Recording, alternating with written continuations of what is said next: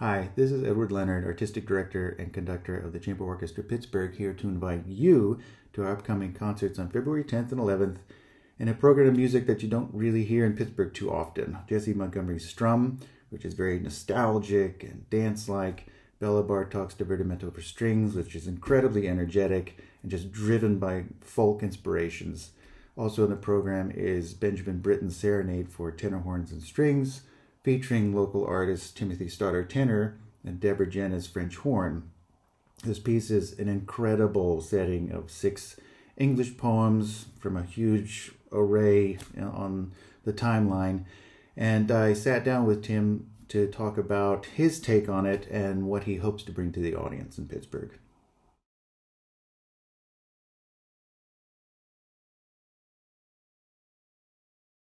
Well, the piece to me, Britten's music especially, has always resonated with me. And I think principally that's always been based on the way that my personal instrument works and the way that Britten wrote his tenor pieces.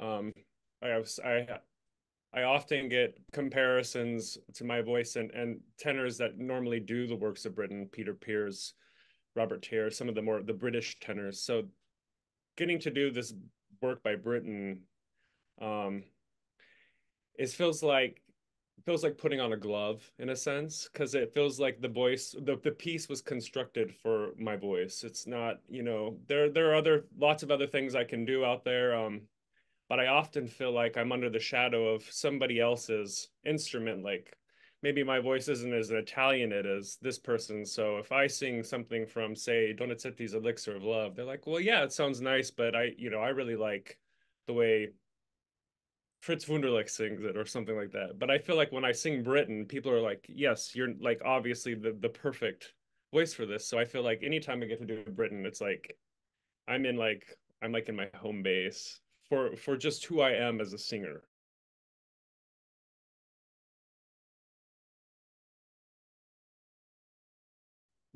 Being a singer, the text is paramount because the text is generally what, inspired the piece to be written.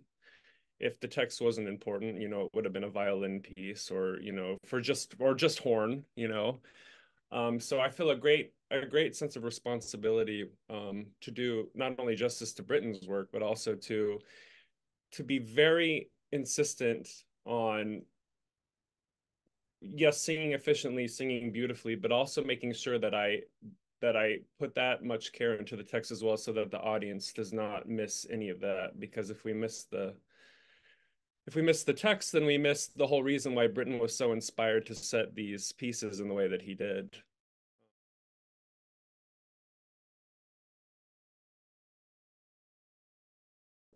For me, I often wonder why I sing.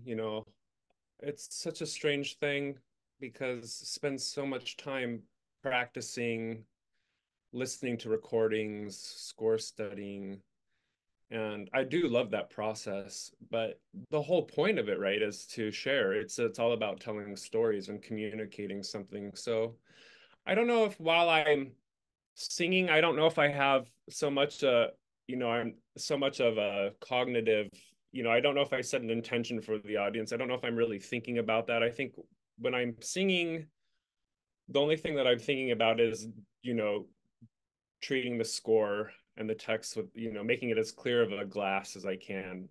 But before I go there, to answer your question, yes, I think that the whole point of having a performance is to open up discussion and to create community. And I think that a lot of, I mean, compose like we were talking about last night in the speeches, or the board member speech was that, a lot of these composers, yes, they wrote giant symphonies that these big organizations do, but they wrote tons of chamber music that was, and some of the stuff was performed in people's, a salon performance where you would have people come over and you'd be doing art song or you'd be doing piano quintet or something, and that's people would be sitting on sofas, and you would have discussions about it.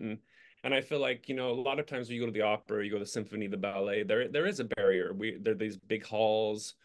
We come sit, we experience, and then the performers go away and they go backstage and everybody goes home. And maybe you have a gripping conversation with whoever you went to the theater with, but you don't really get to have that communion with maybe the organization and the artists. And I feel like, that is so important, especially in classical music today. I feel like still, some people still find classical music.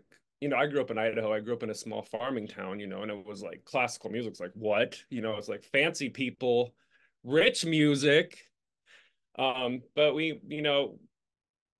so it's nice when you can really show people that you create community through the music and welcome people into this like high level artist, art making where we all have a stake in it. We're all part of the process. We're not just subjected to these, people that have these incredible techniques and are these masters of classical music. We're like, we as the audience are also an important part of it. And our discourse and our dialogue about these pieces are important. So I think chamber music on, organizations are so important for that, for creating community in classical music in their area.